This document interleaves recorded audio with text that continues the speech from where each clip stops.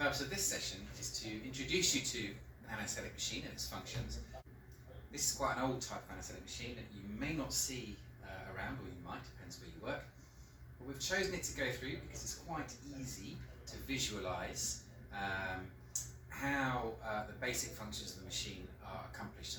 So later in this video you're going to see a much more up-to-date, snazzy, modern-looking machine with a touch screen and what have you. It's important to remember that what we're going to show you on here, those other types of machines do exactly the same thing, they may just look a bit different. So I just want to try to keep that in mind. So the main function of the anaesthetic machine is to safely transmit oxygen from wherever it starts into the patient and to add some anaesthetic agent to the mix whilst doing it. These machines operate on a high pressure oxygen system, which is important because if it fails, then you're not able to keep the patient safe and alive. And the reason they operate on a high pressure oxygen system is because of the vaporizers.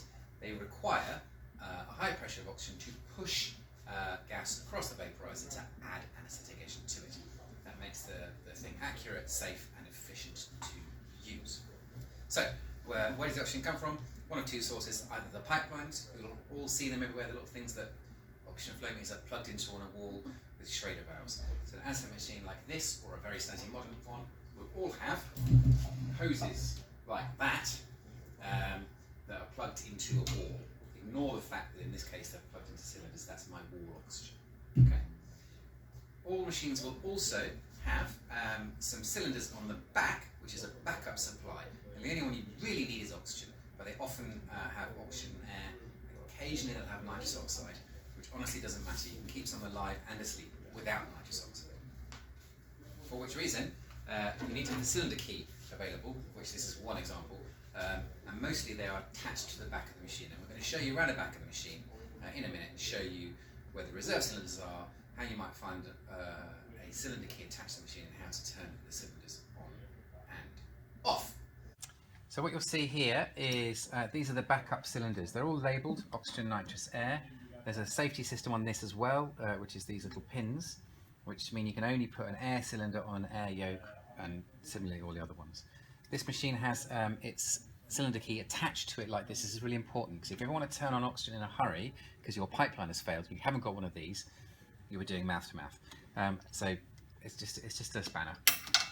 Put it on, lefty loosey, righty tighty, job's done. You'll need to turn them on when you check the machine and look at the gauge at the front, which I will show you in a second, to see that it's full, and then or not empty, and then turn it off when you finish with it, otherwise it will continue to drain. So if you didn't have the air and the nitrous, it wouldn't matter at all, but you do need to have the oxygen. So on this machine, the gauges which show you the supply pressures are physical ones here. On a more modern machine, they might be digital displays or found somewhere in the menus of the machine. So these over here, oxygen, nitrous and air, and if you look at the scale, it's in kilopascals times 100. So this one's oxygen pointing straight up at 400 kilopascals or 4 bar, that's a pipeline pressure. There's no nitrous in this room, so it's not plugged in any air, it's just showing slightly above 4. Over here are the air gauges and nitrous and oxygen gauges for cylinders, which is denoted by the nice little picture of a cylinder. So these, the air around the back there wasn't on the machine, so that's why that's showing empty. The nitrous is on the machine. I didn't turn it on, I didn't open it just now, so that's why that's showing empty. It could still have stuff in it. And the oxygen here is showing, so that when they're full, they're about 120. If you just stay there, I'll just turn the nitrous on.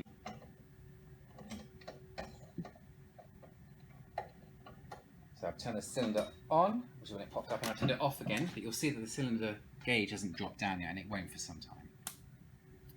Oxygen will come into the machine through one of the two methods mentioned. It will then come into these flow meters, which are operated just by turning them. And this one's on switch is here. It's beeping a bit because it's doing a little mechanical and electronic self-check of its ventilator, which is this bit over here. So you can turn your oxygen supply and the bobbins will float up and down. They're red at the top, not the middle or the bottom. And they should spin. If they don't spin, it means they're stuck, and therefore there may be no oxygen going through that. It's just stuck. The little white dot on them, which you'll appreciate on the close-up that you'll see spinning around, and it must spin. From there, the oxygen goes into this part of the machine. There's a little release switch here, which you just lift a vaporizer off with. The oxygen and air or nitrous will come out of this bank into this thing here, which is called the back bar, and it'll either go through or not go through a vaporizer. And from there, it'll then go to your circle and ventilator block, which is this thing, or it can go to a common gas outlet. Vaporizers simply take some fraction of the gas in the back bar and pass it out through one of these, which has got a little black seal on it, into the vaporizer, collect some vapor, and then back into the backflow. This one has two vaporizers, and there are safety interlocks to stop you being able to turn both on at the same time. So when you do turn them on, there'll be some sort of button to press at the back so that you can turn the dial. If you can't turn the dial, either the other vaporizer is on, or you've not pressed the release button, and all have the instructions written on them. So that there is the back bar. These are seals. If these black rings are broken, then you'll get a big leak and it won't work. So the vaporizer, when it's seated on, oh, I'm going to show you this now. On this type of vaporizer, that there is what you would have to press before it will let you turn the valve. Sometimes they're on top, sometimes they're on the front, but you have something to press to allow you to turn it. I'm just going to seat this vaporizer now. There's a big locking switch there. I'm just going to turn it on. I want you to watch these pins here. So when I turn the vaporizer on, that pin's stuck out. When I turn it off again, it pops back in. And that's the interlock. So if there was another vaporizer parked here, when I turn this one on, it will push into the next one and prevent it from opening. And that's how you only ever get one vaporizer on at any one time. So if you can't turn a vaporizer on, either there's another one that's already on, or you haven't pressed the thing on the back of the knob. Okay, so that gas, having passed through the back bar and picked up some vapor, will then come into this block here. Now, it's quite hard to appreciate this machine, which is why they've been updated, but there's a lever here. I'm going to push it into the down position, okay? You hear a little beep, and on the screen it says in tiny orange writing, which is the same exact colour as all the other writing and can't really be discerned, that the AUX common gas outlet is on. It stands for auxiliary common gas outlet, okay? Now this is the actual gas outlet here. So with this lever in the down position, all of that gas, oxygen plus nitrous or air, plus its vapour, will come out of this hole here. And what you would do with that is plug another circuit, and commonly it's for children, and it's a T-piece circuit. You, as novice trainees, probably shouldn't ever really be using this, but you need to know about it, because if the lever's down and you haven't spotted it, and you're attaching a patient to the circuit that's up here, which will be attached to these two holes here, a big loopy circuit with a patient on the other end. So if you attach a patient to that circuit with this lever down, you will neither give them oxygen nor vapour, and bad things happen. Conversely, if you have the lever up and attach a patient to the circuit that's plugged here, same problem. And it can be quite hard to spot, especially in a spontaneously breathing patient, because you'll still see waveforms related to the patient breathing. They just won't be getting any fresh gas.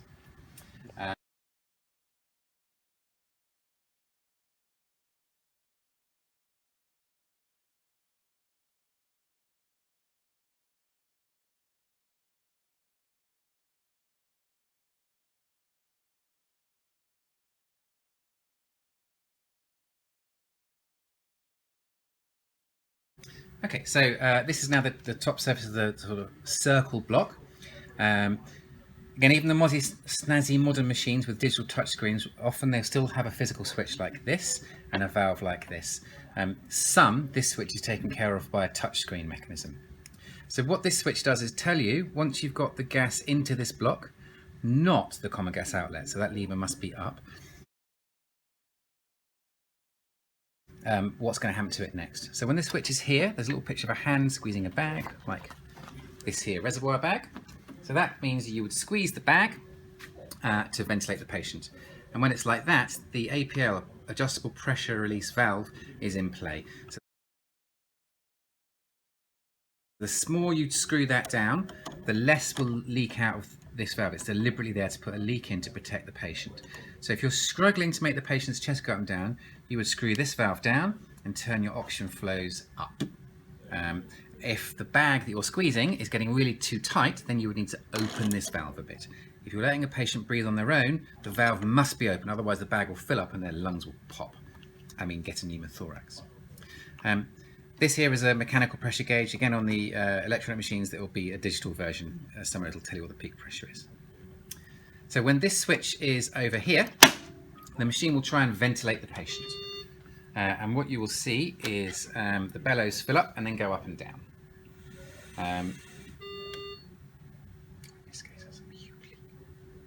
But there's no circuit on this at the moment, so I can't really show you that. But the bellows will fill up and then go up and down with the patient.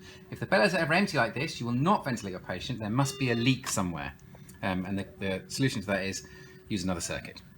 Get an ambu bag and some propofol. Okay, so that switch ventilator, that switch manual bag.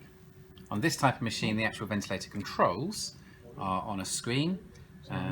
Ventilator controls are here. So when that big green switch is in the ventilator position, you will set your tidal volume, your rate, your IE ratio, a pressure release limit, which is defaults to 40, which is quite high, and a PEEP, which you touch, turn, and press.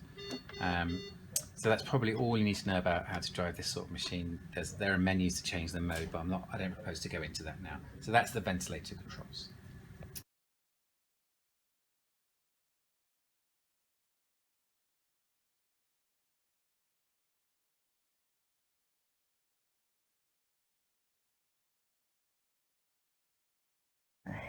So here, just below the main circle and ventilator block is this arrangement. This is full of soda lime.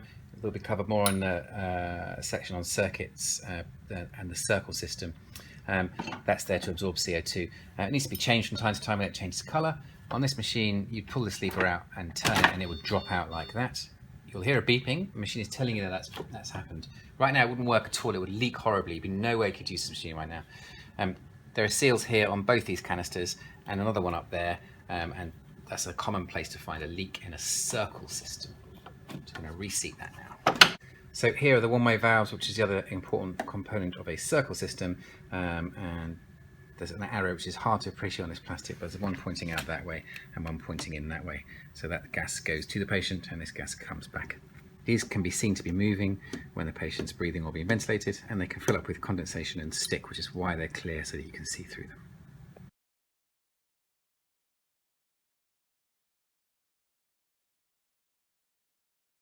So on this particular machine, this is the suction unit. So it's got an on-off switch, which is not sucking, I haven't got suction here. So weirdly, somewhere else in the machine is where the hose is attached. I'll show you in a second. Not all machines have built-in suction. Some will have them attached to the side of the machine as like a little extra add-on bit of furniture, but this one's integrated. This here is just an oxygen flow meter. You might plug in nasal specs or a Hudson mask for a patient who's either recovering or is having a regional technique. So in the case that the suction is a kind of a bolt-on, it might look something like this. So this is just a rail you can clamp anything to, really. And this is a suction unit that's additional. It's controlled the same way. Sometimes they're twisty things. They can look a number of different ways, but that's just a bolt-on suction unit. Okay, so this is the more modern version of the machine that we've already showed you. So I'm just going to walk you through it, mostly showing you what's the same, and just the things that are a little bit different. Okay. So the first thing to say is that a lot of modern anaesthetic machines now combine an anaesthetic machine and a patient monitor. So on this machine, this is the patient vitals monitor, which for this demonstration I'm not even going to turn on, and I've taken all the monitoring cables away from it. This also is part of the monitoring. These are just monitoring modules that just go into the computer that drives the monitor up there. So I'm not going to talk about those anymore either, just pretend they're not there. They're not part of the anaesthetic machine, they're part of the monitor. Okay. And then this is the ventilator screen, and then obviously that's the rest of the machine. Right, okay, so on-off switch on this machine is here. Usually it should be covered by a shield. That's to stop you turning the machine off while the patient is attached to it, when what you wanted to do was turn on the suction. So I'm going to turn the machine on. So all these modern electronic machines, you will notice here that there are no flow meters. Do not be distracted by this. This is just like the ones that are on the wall, and that's the little nipple out. So if you're doing something like a spinal, you can put a normal Hudson mask on that. Okay? You can't give an anaesthetic through that. That is simply for nasal or face mask holes. Okay? So you might find those on the older machines as well. They might be bolted to one of these rails on the side, but don't be distracted by that.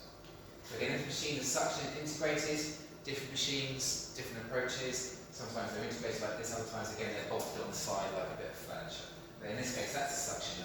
The reason that this switch has its cover is because there were critical incidents where in an emergency someone tries to turn the suction off, tries to turn the suction on and instead turn the machine off. So these plastic covers are a retrofit. Okay. So you'll see that's coming on, this screen is coming on, okay? This one, the other one I showed you before, this screen is coming on. The other one I showed you before isn't, because that's part of the monitoring, which I'm not going to turn. So no flow meters to turn oxygen on off, that's all going to be on the screen, which I'll show you. This is the vaporizer, it looks very different again. This is not a control, this is just to fill it up. All the controls are on the screen. Again, beyond the scope of this talk, but these vaporizers function very differently from the other ones that we've shown. To change them, so the G machines have one active slot, some machines will have two active slots, so you just use a software button to flick between them. But to change them, they'll have some sort of lock like this. So this, in this case, it's locked when it's like that, and unlocked when it's like that. Yeah, so they all have a picture on them. So in this case, as that picture shows, that's locked, and this is unlocked. And there's a little trigger in here, and you squeeze that and pull the cartridge out. Okay, and then you replace it with another one, which in this case is stored down here. Like that. Okay, so once it's turned on, you'll see a screen like this, where it'll offer you the chance to press full test. Once it's run the test, we'll show you all these controls so that you can actually work the machine. It is just worth quickly going through this test, because the trick to all of these things, whichever manufacturer it is to read the screen and follow the instructions. And this will work as a nice way for us to give you a tour around the machine of where all the different bits are, which are the same parts that we've really shown you on the other machine. It's just a question of finding them again. So the top instruction here says set the bag vent switch to vent. This is the bag vent switch. It looks pretty similar to the one on the other machine. They all have pictures. This is a picture of a hand squeezing a reservoir bag. Okay, so because the machine wants it to switch to a vent, I'm going to put it over there, and that is a picture of bellows that go up and down. Okay, not all machines have bellows, but they still usually use that symbol. This is the APL valve, again very similar to the one that we showed you before. When you twist them past 30, they usually click. That's so that if you're looking at the patient whilst twisting the valve, you've got a tactile clue to where you're setting it. The next instruction on the screen is to open the patient Y. Now this is part of the circuit. Yep. So on this machine, the circuit plugs in here. So these are just disposable parts. They usually have filters on so you can use them more than once. One will go on there, another one there. And on the end, where the patient goes, is a Y piece. Okay? The instruction on the machine is open the Y. And that becomes important when we do the next test. So I'm just going to hang it up there for a second. So it's open to atmosphere, not locked. That's the point of that instruction. Okay? The next part on this particular machine says calibrate by removing and reinserting the flow sensors. And again, there's a picture on the screen here that tells you how to do this. We're at instruction number 4, so it's that picture. It's down here. There's a little latch under here, which you flick out, and then you can take this whole section out. And apparently that calibrates the flow sensors, which are for interest these things here. Now, again, you may never fiddle with this sort of stuff, but it's important to know that these are all places a machine like this can leak. These seals here, if these hoses come off either at the flow sensor end or the other end, then you will have a leak. Okay, so I'm now going to just put that back in. You just have to line it up. It's not that hard to work out. Push it gently in and throw that latch. Other machine that I showed you, this machine also still has its switch of death or its critical incident valve, whichever you want to call it. So here the safety mechanism has been to cover it with rubber, but it's still completely possible to misselect it. So ACGO, auxiliary common gas outlet. Remember, we've already told you what we mean by common gas. It's that part of the machine before the circle, essentially. So when it's up here in the grey position like it is, that's the actual switch is under there. And this little picture here is a picture of what I hope you can see, we just showed you, is all of the circle mechanism. So that's telling you that with the switch in this position, all of the gas is going to go into your circle, which means anything you plugged in here is going to be no use to the patient at all. When you flick the switch down, then you, to the orange place here, there's a little picture in this orange box of the very thing that I'm pointing to, except this little hosey thing there. So that's saying if you plug a different circuit onto that, which, as we said, the main function of this nowadays is for pediatric circuit called a Jackson-Rees or an Anaesthetic piece. So that's why you would use it. And again, it's covered up to try and stop you accidentally plugging part of the circle into it. Because if you plug any part of the circle system into that, it just won't work. These machines, when you do that, the screen goes orange. So if it looks like this, it's telling you that you're not going to use a ventilator, that all of the gas that you've selected is going to come out of the common gas outlet that we just showed you down there. So if you just watch the screen while I put the switch back, that orange thing will go away. So in order to run the vent test, we have to have the switch in the vent position, circle position, otherwise it won't be able to test the circle. Right, so we've met all these conditions now. Common gas outlet switch is on the circle mode. We've done that flow sensor calibration, and now we can press start and it will run its test. And so it's now run the vent test, and now what we need to do is follow the instructions again, and it's going to run the bag test. So what we're going to do now, all the instructions say is ensure the bellows are fully collapsed, so those are completely empty, that's how it wants it, and occlude the wire piece, which we're going to do on the occlusion plug. So in order to test if a machine is leaking or not, or a circuit is leaking or not, it's necessary to occlude it. And so for these machines, the manufacturers have put somewhere on it a plug that fits into the connector, so you can just occlude. So when it says occlude wire piece, that's the simple thing to do. And then press continue.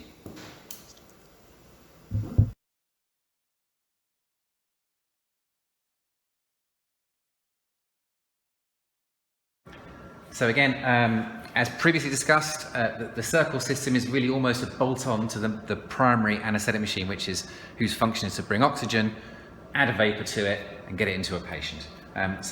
This machine is part of the circle system. Its CO2 absorber is here. Same principle as the one we showed you before, just looks a bit different.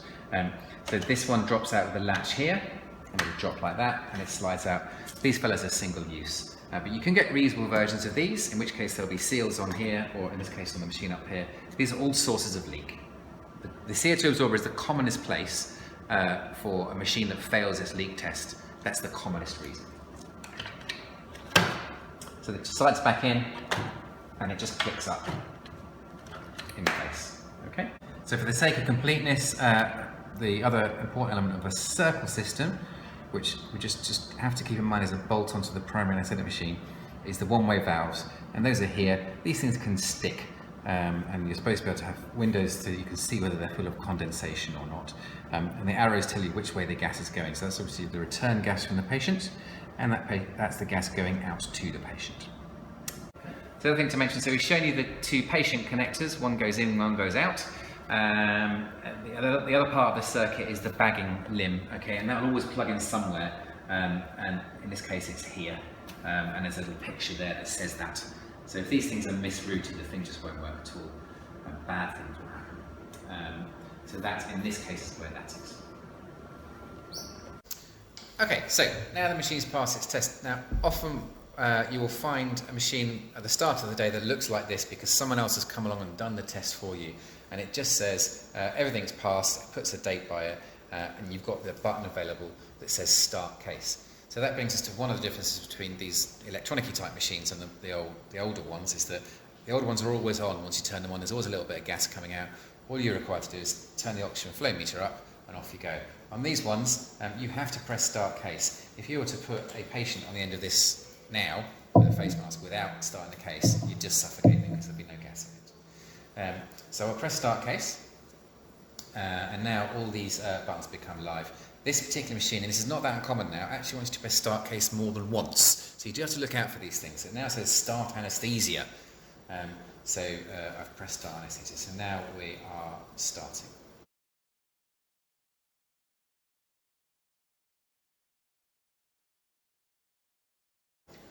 There's also an end case button. I've jumped to that very deliberately. So when you finish the case, you need to press end case to stop the gas and tells you how much money you spent, and you'll go back to this screen. So this is the other way you might find a machine. So a machine like this has also passed its test, and now the start case button is over here. I'll just point this out. On the other machine we showed you the dials that tell you what the pressure is in the pipeline gas and in the cylinders. So these are electronic. So this is the pipeline pressures. So they're all at about 400 kilopascals, which is 4 bar. So that's about where they should be. This machine, so that's pipeline there, and that's a picture of a cylinder. This machine has an oxygen cylinder on it, no nitrous cylinder, and it either doesn't have an air cylinder or the air cylinder is empty. Same as the other machine, they're all parked around the back where you can never reach them in an emergency, which is what they're there for.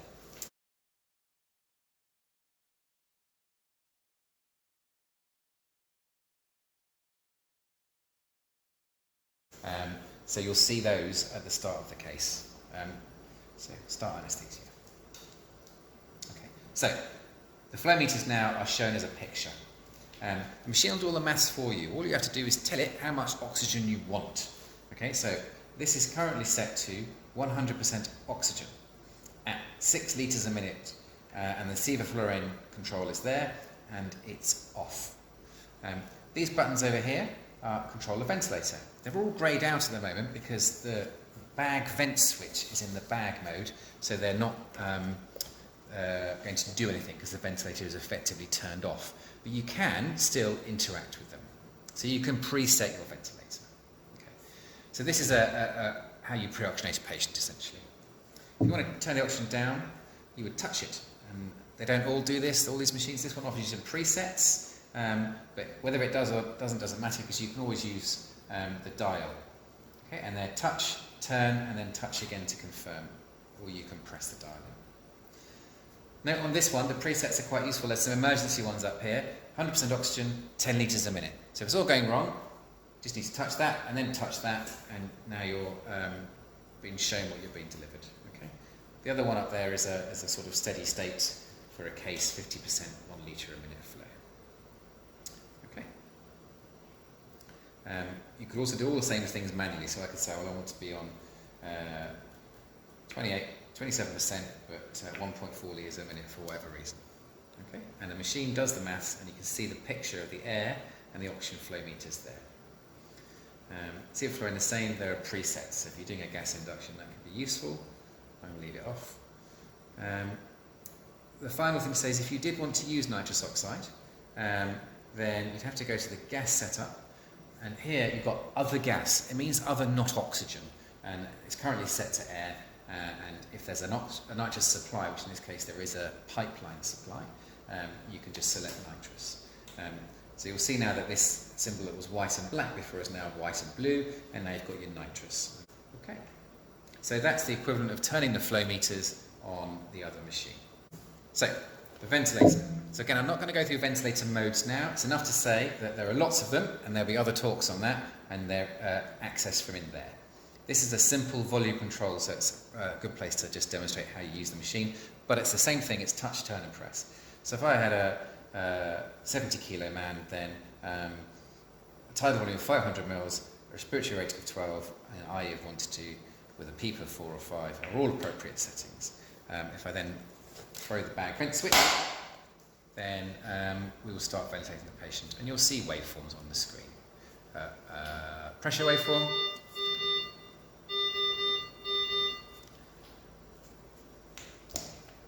and a flow waveform. So right now I've occluded the Y piece, so we're getting a high pressure alarm and nothing in the way of flow. If I put a patient on the end, then we'll start to see some flow.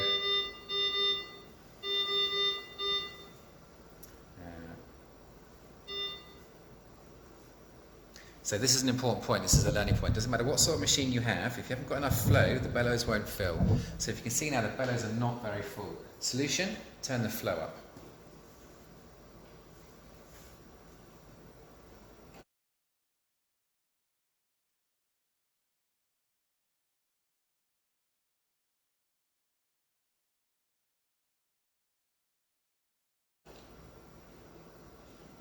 So now the bellows are filling. And now we're going to see the pressure rise when the bag squeezes and the flow in and out when the bag is filled and emptied. Okay, that's enough of that.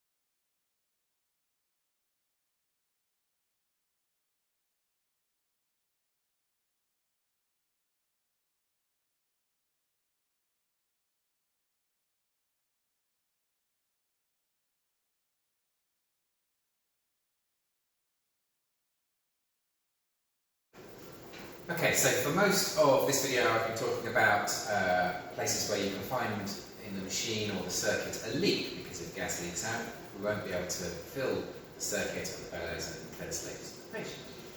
There is another problem that can and has happened, which is a complete obstruction of a circuit. Now if that happens, you won't be able to ventilate the patient either, but because there isn't a leak, the machine and the circuit will have passed all of their leak tests.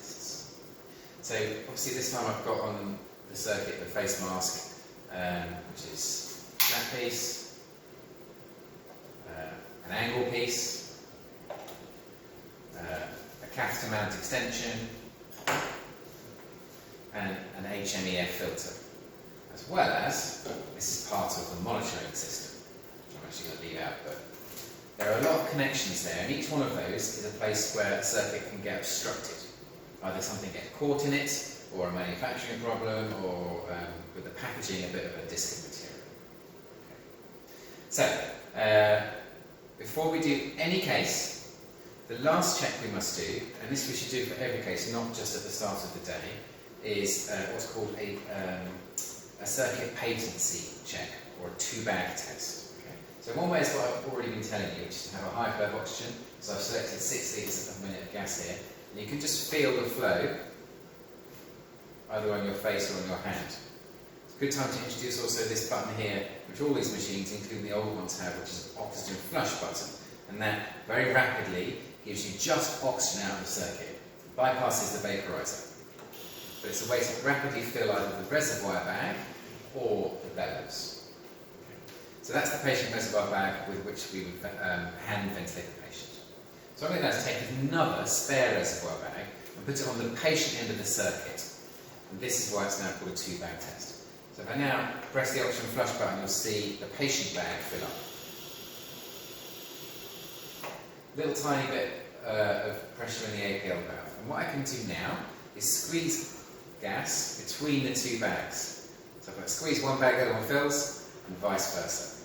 That is a two-bag test, and it's the most robust circuit patency check. It should be done for every case. The last thing you do before you put the mask on the patient. So if I now had a patient, I put this mask on them, as long as there's a hole in there, which there is, I will know that mask and all of this other stuff up here is not obstructed.